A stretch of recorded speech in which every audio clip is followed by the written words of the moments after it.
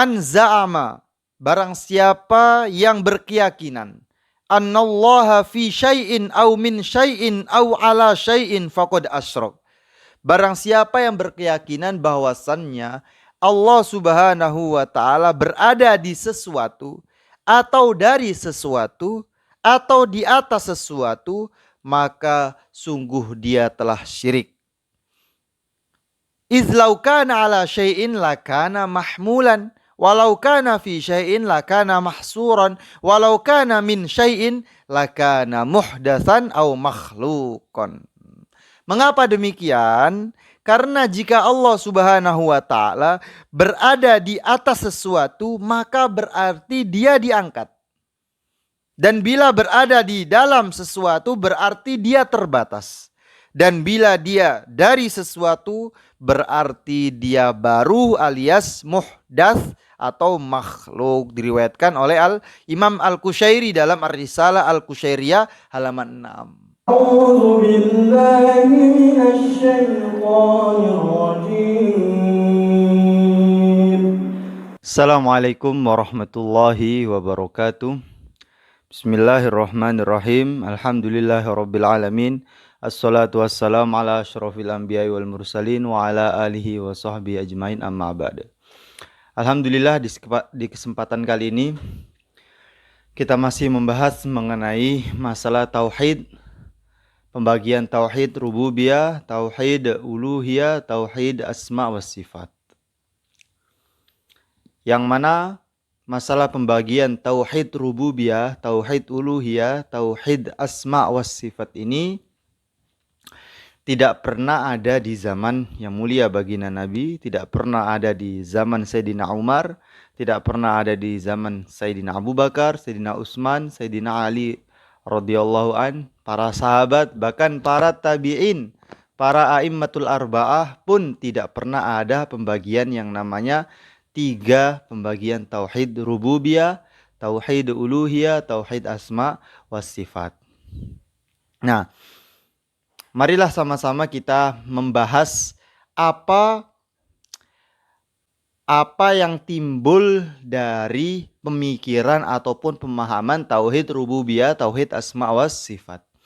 Tauhid rububiyah yaitu pengakuan seorang hamba bahwa Allah sebagai Tuhannya, Allah yang menciptakan segalanya, Allah yang menciptakan langit, Allah yang menciptakan bumi, Allah yang memberi rizki.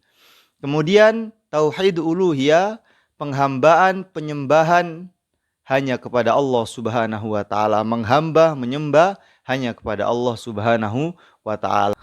Kemudian yang ketiga adalah tauhid asma was sifat, yang mana memberikan makna zahir segala sesuatu yang berhubungan dengan Allah Subhanahu wa taala. Sebagaimana contoh Ar-Rahmanu 'alal arsyistawa, Allah bersemayam di atas arsy. Secara zahir Allah Subhanahu wa taala duduk atau Allah Subhanahu wa taala bertempat di atas arsy. Ini namanya tauhid asma wa sifat, memberikan makna zahir, makna secara zahirnya. Nah, apa kesan yang timbul dari pemahaman ini? Kesan yang pertama, mereka berpendapat bahwasannya orang-orang musyrik zaman dulu mereka memiliki iman, mereka memiliki tauhid, walaupun tauhid itu tauhid rububiyah, yaitu mereka mengakui bahwasannya Allah Subhanahu wa taala sebagai Tuhan. Dalilnya mana? Wala in sa'altahum man khalaqas samawati wal ard la yaqulunallah. Ketika kamu bertanya kepada mereka siapa yang menciptakan langit, siapa yang menciptakan bumi, mereka akan mengatakan Allah. Berarti mereka mengakui Allah sebagai Tuhan mereka. Mereka mengakui Allah sebagai penciptanya. Ini pemahaman mereka. Orang-orang musyrik zaman dahulu memiliki tauhid rububiyah. Dikarenakan mereka menyembah kepada berhala, maka mereka tidak memiliki tauhid uluhiyah, sehingga imannya tidak diterima oleh Allah Subhanahu wa taala. Kemudian dengan pembagian tauhid tersebut akan memberikan kesan bahwa orang-orang yang tidak memberikan makna secara zahir ayat-ayat yang berhubungan dengan Allah Subhanahu wa taala. Seperti contoh Ar-Rahmanu 'alal arsyistawa, orang yang tidak percaya bahwasanya Allah berada di atas arsy, tidak percaya Allah Subhanahu wa taala bertempat di atas arsy, bersemayam di atas arsy, maka mereka dikatakan sebagai orang-orang yang tidak memiliki tauhid asma was sifat. Walaupun mereka memiliki tauhid rububiyah, mengakui Allah sebagai Tuhannya, memiliki tauhid uluhiyah, menyembah hanya kepada Allah, akan tetapi pemahaman mereka tidak seperti orang-orang yang berfaham zahirnya ayat Ar-Rahman 'alal arsyistawa, maka orang yang tidak memiliki kefahaman tersebut tidak memiliki tauhid asma was sifat. Berarti akan ada dua kesimpulan. Kesimpulan pertama, ada orang musyrik, ada orang kafir yang bertauhid, dan ada orang iman yang tidak bertauhid alias musyrik alias kafir. Nah, mari kita fahami, ada orang musyrik yang bertauhid, ada orang iman yang tidak bertauhid. Ini pembagian dari mana? Orang musyrik bertauhid, orang musyrik tidak bertauhid. Nah, kemudian ada lagi orang iman yang bertauhid, ada orang iman yang tidak bertauhid. Rancu pemikiran seperti ini. Oleh sebab itu, di kesempatan kali ini kita akan membahas mengenai ayat tersebut, ayat-ayat yang mutasyabihat. Nah, contohnya Ar-Rahmanu 'alal arsyistawa. Banyak lagi yang lain. Tetapi ini yang sering kita mendengar, melihat, mendengarkan perdebatan mengenai Ar-Rahmanu 'alal arsyistawa ini. Maka para ulama ilmu kalam, ulama tauhid, mereka membahas, menjelaskan mengenai ayat-ayat mutasyabihat Ar-Rahmanu 'alal arsyistawa dengan dua kefahaman. Sebagian mereka berpendapat dengan mentafwid ma'at tanzih, yaitu mengartikan ayat secara zahir, akan tetapi disertai mensucikan Allah Subhanahu wa taala dari menyerupai makhluk. Bagaimana maksudnya? Nah, maksudnya mereka mengartikan secara zahir ayat, kemudian maksudnya diserahkan kepada Allah Subhanahu wa taala. Ar-Rahmanu 'alal arsyistawa, Allah beristiwa atas arsy. Allah beristiwa atas arsy. Maksudnya bagaimana? Kita serahkan kepada Allah Subhanahu wa taala. Nah, berbeda halnya dengan sebagian yang berpendapat Allah beristiwa, bersemayam, bertempat di atas arsy. Nah, ini yang kita tidak terima. Karena apa? Karena bertempat ini adalah sifatnya makhluk. Karena bertempat ini adalah sifatnya makhluk. Nah, kemudian ada lagi yang berpendapat dengan mentakwil. Mereka mentakwil ayat-ayat mutasyabihat, dan inilah pendapat yang lebih baik. Agar apa? Agar untuk menghilangkan kesalahpahaman, kebingungan orang-orang awam tentang ayat-ayat tersebut, sehingga tidak terjerumus kepada mentasbihkan Allah, tidak terjerumus kepada mentajsimkan Allah, menyamakan Allah dengan makhluk, yang mana ini bertentangan dengan akidah Ahlus Sunnah wal Jamaah. Seperti ayat Nasullaha fanasiyahum. Mereka melupakan Allah, maka Allah pun lupa dengan mereka. Ada lagi ayat Inna nasinakum, sungguh kami telah lupa kepada kalian. Dua ayat di atas, dua potongan ayat di atas tidak bisa kita maknai secara zahir bahwasanya Allah lupa. Kita lupa dengan Allah, Allah pun lupa dengan kita. Tidak boleh kita mengatakan demikian. Walaupun kita mengartikan iya Allah lupa, tapi lupa Allah tidak sama dengan lupa makhluknya. Ini tidak bisa. Karena ayat lain yang mengatakan bahwasannya Allah Subhanahu wa taala tidak ada sifat lupa baginya, walaupun tidak sama dengan makhluk tetap namanya lupa, dan lupa itu mustahil bagi Allah Subhanahu wa taala. Kemudian ada hadis yang diriwayatkan oleh Al-Imam Muslim dalam hadis qudsi, wahai keturunan Adam, Allah Subhanahu wa taala berfirman, wahai keturunan Adam, aku sakit dan kau tak menjengukku. Maka berkatalah keturunan Adam tadi, wah ya Allah, bagaimana aku menjengukmu sedangkan engkau Rabbul Alamin, Tuhan semesta alam. Allah berfirman, wahai anak Adam, aku sakit. Allah berfirman demikian, aku sakit dan engkau tidak menjengukku. Maka anak Adam tadi berkata, ya Allah, bagaimana aku menjengukmu? Engkau adalah Tuhan semesta alam. Maka Allah berfirman, bukankah kau tahu hambaku fulan yang sakit dan kau tak menjenguknya? Allah Subhanahu wa taala menjawab berfirman, bukankah kamu tahu ada hambaku si fulan ini sedang sakit dan engkau tidak menjenguknya?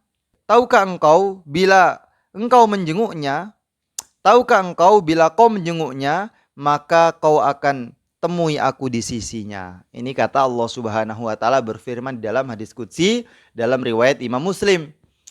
Allah berfirman kepada anak Adam, ya wahai anak Adam, aku sakit tapi kamu tidak menjengukku. Maka anak Adam tadi menjawab, bagaimana aku menjengukmu ya Allah, padahal engkau Tuhan semesta alam. Maka Allah berfirman, kamu tahu kan ada si fulan tadi sedang sakit tapi engkau tidak menjenguknya. Ketahuilah bahwasannya jika kamu menjenguk si fulan itu, maka kamu akan mendapati aku di sisinya. Dalam hadis riwayat Muslim ini, apakah kita bisa mengartikan secara zahir hadis tersebut bahwasanya Allah sakit? Tentu tidak bisa. Ta'alallahu amma yusyrikun. Allah maha suci dari orang-orang yang mensifati Allah dengan sesuatu yang tidak pantas bagi Allah Subhanahu wa taala. Maka dijelaskan oleh Al-Imam Nawawi di dalam syarahnya, syarah Muslim, bahwasannya maksudnya Allah sakit itu bukan Allah yang sakit, tapi hamba Allah yang sakit. Karena kan kemuliaan hamba tersebut. Kemudian makna wajadtani indahu, kamu akan menemui aku di sisinya, maknanya ay wajadta sawabi wa karamati indahu, engkau akan menemukan pahala, pahala dan kemuliaan di sisinya. Engkau akan menemui pahala yang akan aku beri, kemuliaan yang aku beri disebabkan engkau menjenguk si fulan tadi, hamba Allah Subhanahu wa taala yang mulia. Ini termasuk hadis-hadis yang mutasyabihat, yang mana kalau tidak ditakwil maka akan membingungkan, apalagi diartikan secara zahir, kufur orang. Mengatakan Allah sakit, kufur. Dan masih banyak lagi ayat-ayat Al-Quran, hadis-hadis Nabi SAW yang menjelaskan demikian, yang mana kalau kita hanya menggunakan metode tafwid saja, tafwid apalagi tidak disertai dengan tanzih, menjelaskan sesuai pemahaman kita, walaupun katanya itu pemahaman guru-guru kita, akan tetapi pemahaman itu tidak sampai kepada yang mulia baginda Rasul, tidak sampai kepada pemahaman para sahabat. Karena para sahabat tidak berpahaman seperti demikian. Oleh sebab itu di kesempatan kali ini kita akan menjelaskan pendapat para sahabat. Orang yang faham langsung mengenai kehidupan Nabi, faham terhadap Al-Quran karena Al-Quran diturunkan kepada Rasul, kemudian faham mengenai sabda Nabi SAW. Kita membaca, melihat bagaimana pandangan para sahabat radhiyallahu anhum menghadapi masalah Allah bertempat atau tidak, Allah membutuhkan tempat atau tidak, Allah bersemayam di atas arsy, yang berarti Allah bertempat tinggal di atas arsy apa tidak? Nah, kita akan mengutip pernyataan Sayyidina Ali radhiyallahu an, yang mana beliau berkata, "Kana Allah wala makana wa huwal an ala ma alaihi kan." Kana Allah wala makana wa huwal an ala ma alaihi kan. Allah ada tanpa permulaan dan ada tanpa tempat. Dan dialah Allah sekarang setelah menciptakan tempat tetap sebagaimana dahulu, yaitu Allah tidak bertempat. Allah ada tanpa tempat. Ini pernyataan Sayyidina Ali radhiyallahu an yang diriwayatkan oleh Al-Imam Abu Mansur Al-Baghdadi dalam kitab Al-Farq Bainal Firaq halaman 333. Beliau juga berkata, "Innallaha khalaqal arsya idharon liqudratihi wa lam yattakhidhu makanan li dzatihi." Sesungguhnya Allah Subhanahu wa taala khalaqal arsya, menciptakan arsy, izharon liqudrati, untuk menampakkan kemahakuasaannya. Walam yattakhidhu makanan lidzati, dan Allah Subhanahu wa taala tidak mengambil tempat untuk zatnya di arsy tersebut. Nah, jelas pernyataan Sayyidina Ali, walam yattakhidhu makanan lidzati, bukan untuk menjadikan tempat bagi zat Allah Subhanahu wa taala. Kemudian ada lagi anak beliau, cucu beliau, seorang tabi'in, Al-Imam Zainal Abidin Ali bin Husain bin Ali bin Abi Thalib. Beliau berkata, "Antallah alladzi la yahwika makan." Engkau wahai Allah yang tidak diliputi oleh tempat. Diriwayatkan oleh Al-Imam Murtadha Az-Zabidi dalam kitab Ithafus Sada Al-Muttaqin bi Syahril Ihya Ulumuddin. Syarah kitab Ihya yaitu Ithafus Sada. Beliau juga berkata, "Antallah alladzi la tuhaddu fatakuna mahdudan." Engkau wahai Allah yang maha suci dari segala bentuk dan ukuran. Engkau wahai Allah yang maha suci dari segala bentuk dan ukuran, diriwayatkan oleh Al-Imam Murtadha. Kemudian Al-Imam Ja'far As-Siddiq bin Muhammad Al-Baqir bin Zainal Abidin, ini cucunya lagi, cucu yang ke 1, 2, 3, cucu yang ketiga, keturunan yang kelima. Ja'far, kemudian Muhammad Al-Baqir, Imam Zainal Abidin, kemudian Imam Husain, dan barulah Sayyidina Ali radhiyallahu an. Beliau berkata, "Man za'ama," barang siapa yang berkeyakinan, "annallaha fi syai'in aw min syai'in aw ala syai'in faqad asyrak." Barang siapa yang berkeyakinan bahwasannya Allah Subhanahu wa taala berada di sesuatu atau dari sesuatu atau di atas sesuatu, maka sungguh dia telah syirik. Izlau kana ala syai'in lakana mahmulan, walau kana fi syai'in lakana mahsuran, walau kana min syai'in lakana muhdatsan au makhluqan. Mengapa demikian? Karena jika Allah Subhanahu wa taala berada di atas sesuatu, maka berarti dia diangkat. Dan bila berada di dalam sesuatu, berarti dia terbatas. Dan bila dia dari sesuatu, berarti dia baru alias muhdats atau makhluk. Diriwayatkan oleh Imam Al-Qushairi dalam Ar-Risalah Al-Qushairiyah halaman 6. Ini pendapat para sahabat, para tabi'in mengenai Allah Subhanahu wa taala tidak bertempat, qiyamuhu binafsihi, tidak butuh kepada tempat, tidak butuh kepada sesuatu. Kemudian kita melihat pernyataan A'immatul Arba'ah, termasuk Al-Imam Mujtahid Abu Hanifah rahmatullah alaih, salah seorang ulama salaf yang terkemuka, pendiri mazhab Hanafi.